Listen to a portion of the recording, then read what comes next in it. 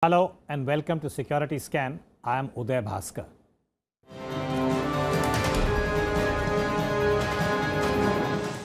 This week we review the US missile attack on Syria that took place on April the 7th. US President Donald Trump, in his first quote-unquote decisive military action, authorized the launch of Tomahawk cruise missiles against a Syrian airbase that was alleged to have been used by the Assad regime in a chemical weapons attack against Syrian rebels. Both Syria and Russia have rejected this allegation, and absent an investigation by an independent and credible body, the narrative about what exactly transpired remains opaque. The US missile strike has, however, triggered a number of responses. Domestically, it has helped to burnish the Trump image, and even his more severe critics are now applauding the presidential confidence that Mr. Trump had displayed in his first such authorization of US military power. The subtext in Washington seems to be, move over Obama, here is the decisive Trump. But other strands are more worrisome.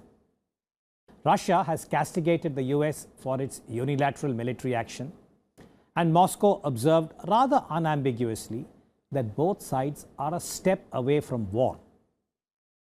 Is the US now going to pursue a clear political objective, apropos Syria, with the military muscle it has demonstrated? Is this a change of stance by Mr. Trump apropos West Asia? Was there a signal to President Xi Jinping and China, considering that the US missile strike took place when the much anticipated Trump-Xi meeting was taking place in Florida? And what does this mean for US allies such as the European Union and Japan, and for countries like India that have a robust partnership with the United States?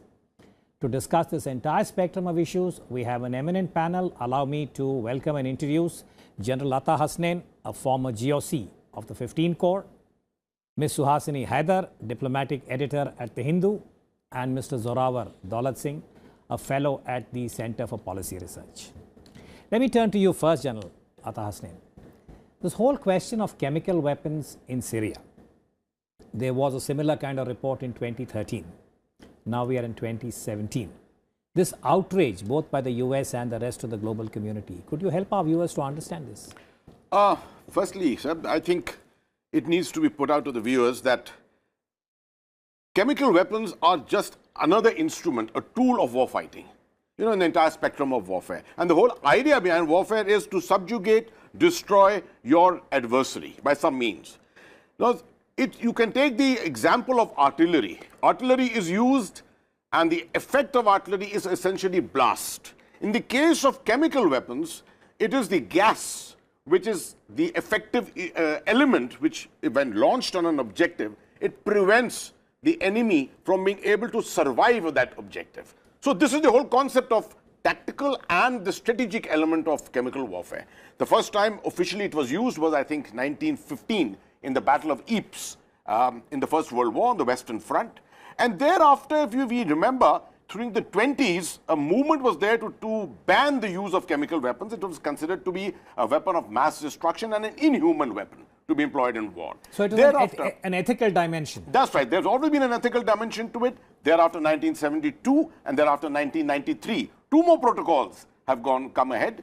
And today I learned that in 2017, approximately 93% of the world's stockpile of chemical weapons has been destroyed. But that 7% which is surviving obviously is in the hands of rogue elements around the world. And monitoring it becomes very, very difficult. So would it be fair to say that we are talking about this grey area of 7%, some of which appears to have surfaced in Syria? That's right. Absolutely. It's surfaced in Syria by some clandestine means. It's been transported from different areas. We are not aware of its use anywhere else. The last time I remember the registered use of it was during the Iran-Iraq war. Also, where it was tactically. As it happens, it was supplied by the United States and the Western allies. But Suhasini, if I can ask you, Syria, it's a tragic war. We are talking about 500,000 people who may have been killed, 5 to 6 million displaced. Chemical weapons came up in 2013 also. Can you just help us to go through the chronology from then to now? Sure. In 2013, there was a chemical attack on a suburb just outside of Damascus called Ghouta. It was called the Ghouta massacre. And we saw the same sorts of symptoms. Children are particularly affected by this kind of chemical warfare because it basically sucks out the oxygen, your ability to breathe. And it's a really cruel, painful death. At the time, the US had already said, President Obama at the time had said that this would be a red line, that there were certain red lines in the Syrian war after which he would attack. However, Mr. Obama pulled back at the last minute, partly because he felt that there wasn't a sort of domestic support for any kind of an intervention in Syria, partly because the UK in Parliament had refused to let Mr. Cameron join such an intervention, and partly because Russia and other countries worked with the US with this idea that they would dismantle all of Bashar al-Assad's stockpile. In fact, the agency, the OPCW, the UN-based agency that had carried out this removal of the chemical weaponry, actually got the Nobel Peace Prize for this effort. What we're seeing today then is either a complete failure of that process, or what we're seeing is the idea that with one strike, Mr. Trump is trying to say, I have kind of assuaged everyone's conscience over this one strike, but one strike is not a strategy, because just this morning the news has come in that Mr. Trump has in an interview to, I think, to CNBC, said that there will be no intervention in Syria, that troops are not going in to Syria at this time. So really what we're seeing is the reaction to the chemical weaponry. Mr. Trump is trying to say he has done what Mr. Obama did not do. However, he has certainly not done anything near what was expected in 2013. Zorawar, in the US media, one has seen these references: timid Obama, decisive Trump. But if you look at this as the correlation between the military initiative, 59 or 60 Tomahawk missiles, what can they do to something like a Syrian air base? Do they degrade it? And what is the political objective? What Suhasini is saying, is there a clear political objective, or is it just domestic sentiment? Yes, so that's a great question. What was the motivation behind this? Was it just a domestic sort of effort to sort of restore some authority for the White House in a fairly difficult period leading up to this on domestic issues, on the economy? Regarding the choice of the weapons package, I think we sort of have an indication that this is the most minimal selection that he was offered. There was more expansive. What we're seeing in terms of the effectiveness, it hasn't really been able to degrade the airfield, etc. And the follow-up comments from the Trump administration seem to be sort of finding additional motivations and goals going along the way. So initially it was to deter the chemical weapon convention norm, set a certain norm. It's then shifted to sort of maybe regime change, then it pulled back towards an anti-ISIS. So you have too many contradictory goals playing out. And I think the one argument is that Trump has made some sort of a tacit bargain with the establishment, which has a certain worldview on the Middle East, particularly on Russia and NATO. And so is there a sense that he is sort of restoring the old line, which Obama to some extent kept it contained, but yet allowed it to play out? And if you recall, up till a few weeks ago, the entire basis of Trump's foreign policy was that he's going to restore a détente with both the great powers. And so is that a reversal of this? But the latest statement by Trump now, after all this, is suggesting that this is a one-off strike. There is no forward movement towards regime change. And ISIS remains the main target. One more thing that has got degraded, as Zara was saying, was the concept of the UN mandate. One of the things I didn't mean to mention is that in 2013, they put a UN inquiry into place in Syria. The UN inquiry came back in the summer of 2014 inconclusive. They were not able to say who was responsible for even that chemical attack. The fact that these strikes happened despite no mention being made at the UN about an inquiry, about evidence or anything else. The only evidence that was shown by the US were the pictures of the children, which we have all seen across television And I screens. think this whole propaganda kind of element as far as Syria is concerned, it is something which we are barely sort of, shall we say, aware of what exactly is happening. But Zorawar, your point, which I want Atha to respond to, is that in terms of the Trump camp and what they are signaling, I thought a very clear signal or one conclusion that has emerged is Mr. Trump and Mr. Putin are not the kind of friends that was made out to be in the early part, because I thought if anything there was a certain anxiety in Washington that Trump is getting too close to Putin, and we had all kinds of allegations. But that apart, Atha, what would you say as far as the impact of the missile strike on the war in Syria? You know, there are other players. It's not just Russia and the United States. There's Iran, there's Turkey, there's the rest of West Asia. So after this, where is this headed? I think the first effect that we really need to look at is that it seems that everyone has taken the focus off from ISIS, from Daesh, which is fighting for survival, as you're aware, in Mosul and Raqqa and other cities like that. And suddenly you find that they seem to be the good boys of this entire war, and everyone else are the bad boys. So I hope this doesn't happen, and the focus comes back onto the ISIS for the destruction of the ISIS, because they are on their last legs at the moment. Having said that, the Russian presence there. The Russians, if you remember, at one time in 2015, after having come in 6 months later, they announced that they are leaving behind only skeleton forces, some amount of air force, etc. I think this action by the United States may now instigate the Russians to actually look at having a reasonably permanent presence there.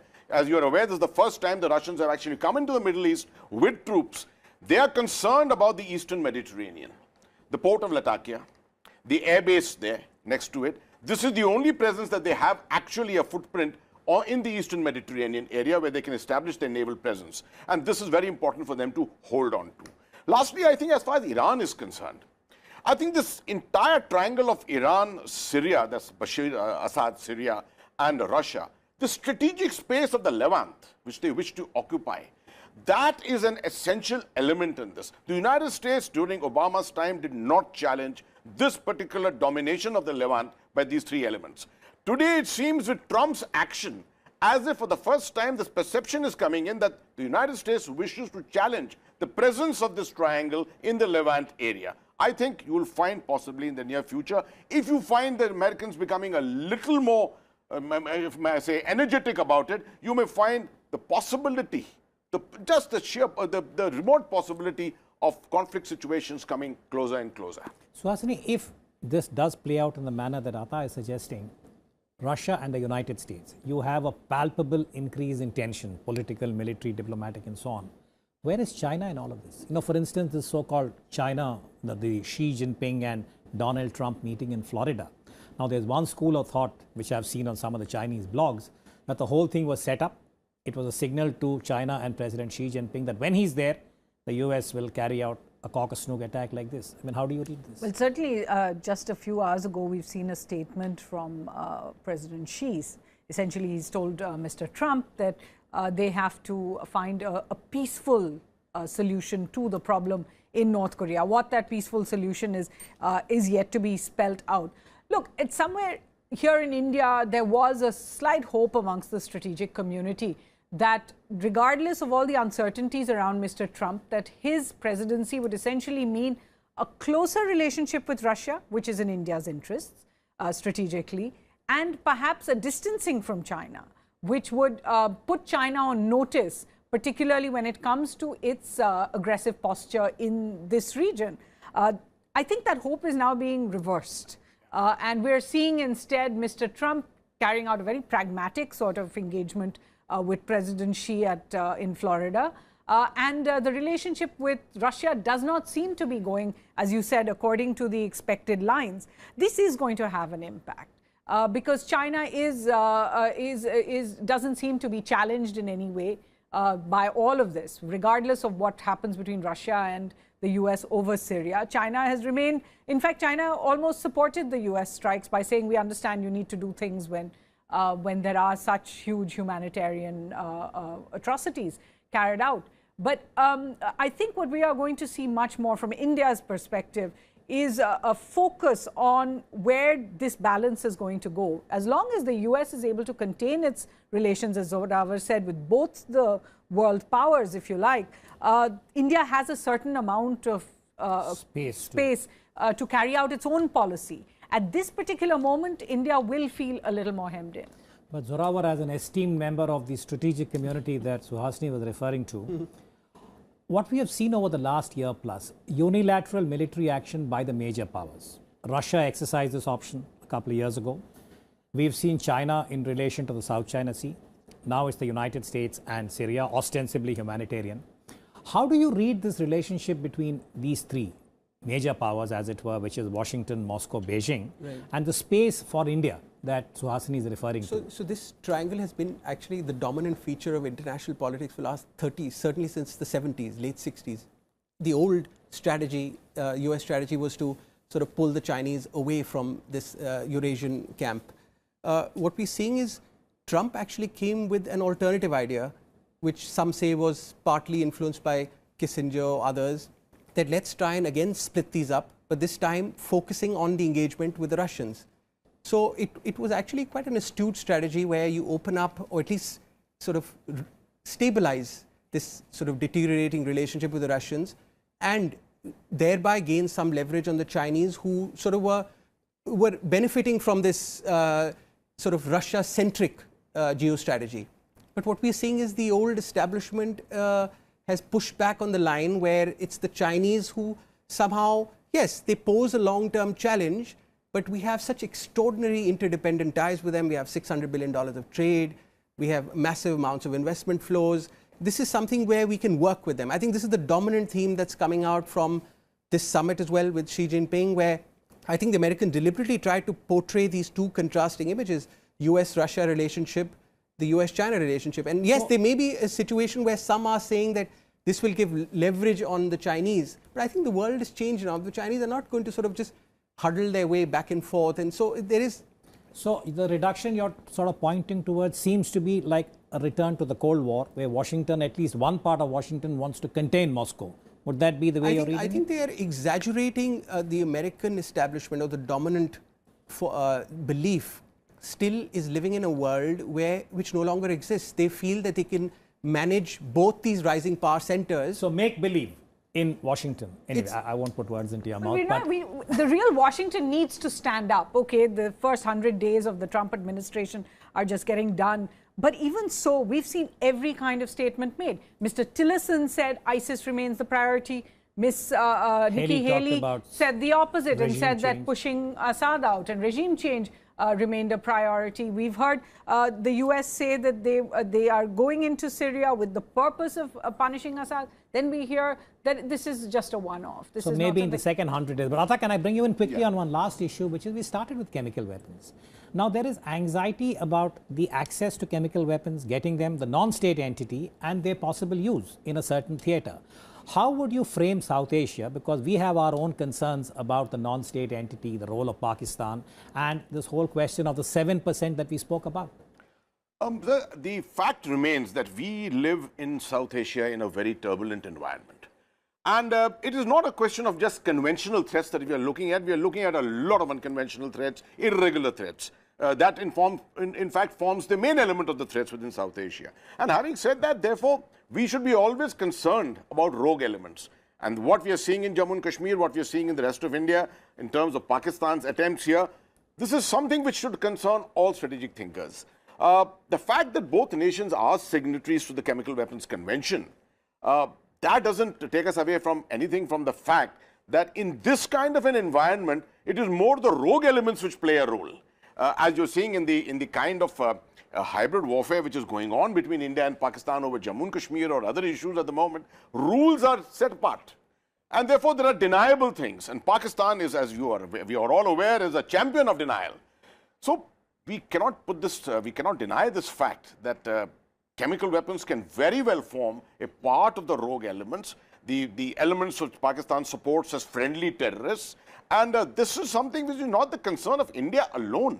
It should be the concern of the rest of the world. Because it's not as if chemical weapons leak into an area and will remain isolated in that area. If they leak into an area, it is always the possibility of their spreading through networks. And networks today, as you are aware, and land boundaries or sea boundaries or maritime boundaries are hardly boundaries for the prevention of movement of these kind of weapons and so we things. Have to keep an eye on this. Do you want to say something, Swati, on this? Only that I think the world has to understand that every day that they bicker amongst themselves, amongst these large powers, you're essentially taking a day away from that fight against ISIS and allowing ISIS, which is already a degraded force, to perhaps disintegrate, which will be much more dangerous. So I do agree with General Hasnain that we need to find some way of collecting ourselves on this instead of it being US versus Russia.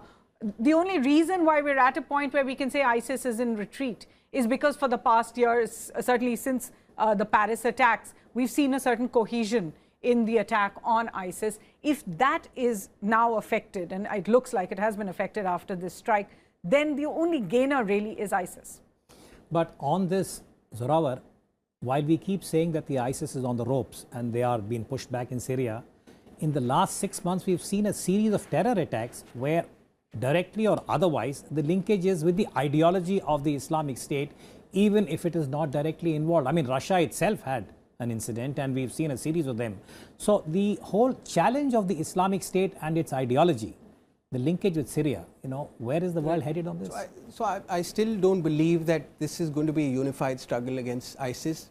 I think the United States wants to re-enter the region, wants to regain some leverage. The east of the Euphrates is an area where they believe can be a future safe zone and potential remnants of a Sunni state. I think that they haven't abandoned that strategy.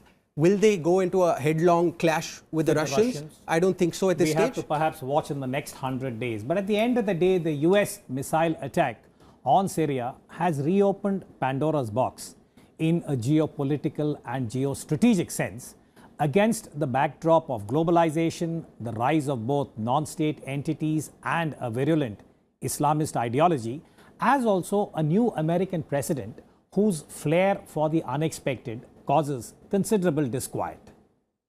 The tragic and unending war in Syria apart, the visible tension between the United States and Russia over the future of the Assad regime is disturbing. One deeply embedded 21st century institutional inadequacy is the increasing irrelevance of the United Nations Security Council, the so-called Big Five, in managing global affairs in an equitable and consensual manner.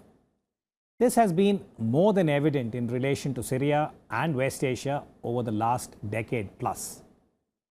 Chemical weapons and the larger challenge of WMD, or weapons of mass destruction, is to my mind illustrative of the largest post-Hiroshima-Nagasaki failing of global leadership at a time when objective and ethical vision was called for in managing the nuclear genie.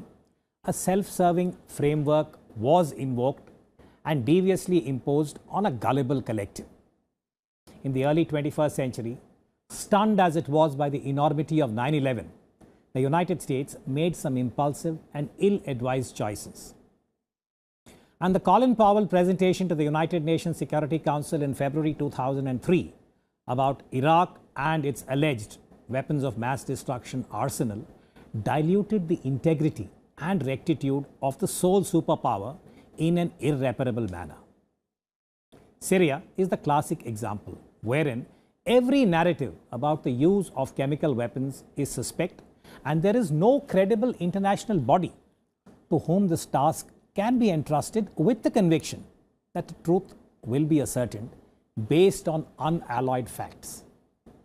The inability to deal with Syria also draws attention to the potential challenge that is simmering in North Korea, and here the US-China relationship will be tested for its resilience and perspicacity. The next few months are likely to be fraught with many uncertainties and convulsions apropos regional security. New Delhi will have to monitor these events for their non-linear linkages with India's comprehensive national security.